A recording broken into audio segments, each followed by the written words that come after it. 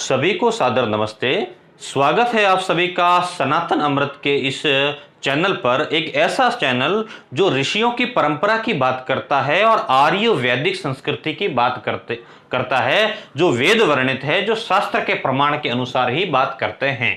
मैं हूं अरविंद और आज हम एक ऐसे अध्याय की बात करेंगे जो वेद में वर्णित है और मनुष्य के 5 मुख्य कर्म है, 5 श्रेष्ठतम कर्म है और जो मानव कर्तव्य भी माने गए हैं ऋषियों के द्वारा।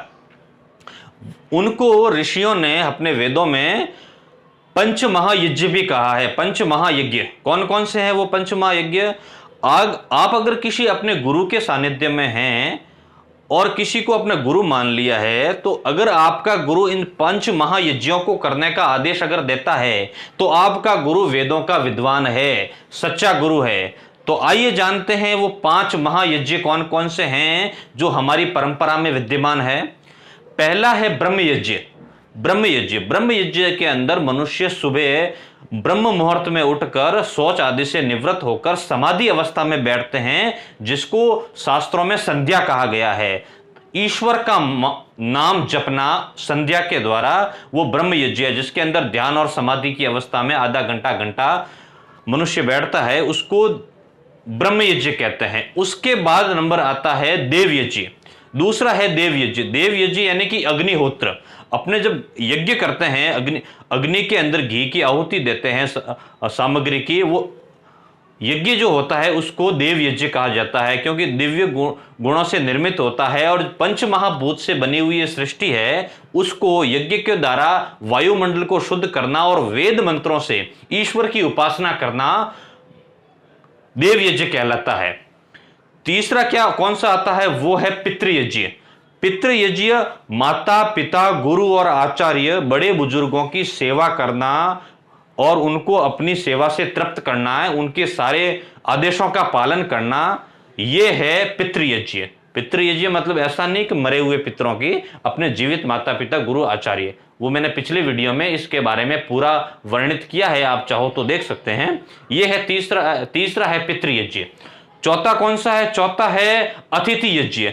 अपने घर आया कोई भी मेहमान अपनी सेवा से खुश होए और कोई भी भूखा अपने घर से ना जावे, भोजन करने के पश्चात ही जावे और हम अतिथियों का पूर्ण तरीके से सम्मान करें, वो होता है अतिथि यज्ञ।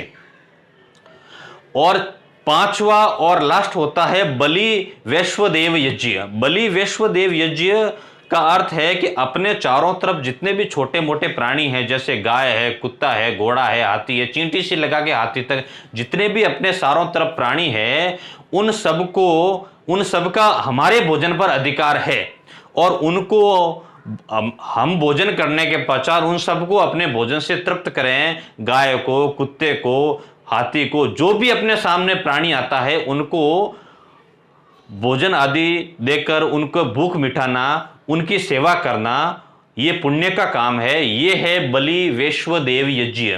शास्त्रों में इन 5 महायज्ञों का बहुत ही मुख्य वर्णन है। ये प्रत्येक मनुष्य को करने चाहिए। पंच महायज्ञ जो शास्त्रों में वर्णित है, वेदों में वर्णित है और वेद स्वतः प्रमाण है। भगवान मनु ने मनुस्मृति में लिखा है, वेद अखिलो धर्म मूलम। वेद ही सब शास्त्रों का मूल है। इसलिए पंच महायज्ञ वेदों में वर्णित है, ऋषियों की परंपरा में है, इसलिए प्रत्येक मनुष्य को पंच महायज्ञों के बारे में जानकारी होनी चाहिए और अपने दैनिक जीवन में इन पंच महायज्ञों को पूर्ण विधि विधान से करना चाहिए। यही आज के इस विषय के बारे में बताने का मेरा उद्देश्य था। आप सभी को बहुत बहुत धन्यवाद।